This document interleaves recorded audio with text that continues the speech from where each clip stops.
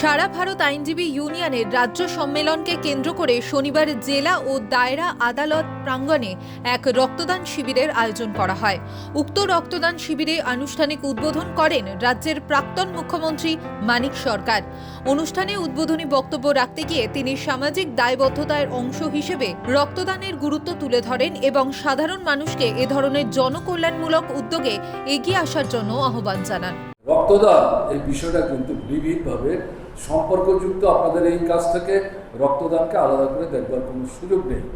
তো এই দুটোই আপনাদের চালাতে হবে এবং রক্তদানের সঙ্গে আমি যেটা অনুরোধ করব, এখন থেকে পরবর্তী সময়ে চক্ষুদানের বিষয়টি যুক্ত করব।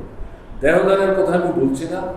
আমাদের সরকার থাকার সময় আমরা চিন্তাভাবনা শুরু করেছিলাম, কিন্তু দেহদান এই ব্যবস্থা একটা কতগুলি আপনার প্রস্তুতির প্রয়োজন আছে, যেটা হাসপাতালেই করতে হবে।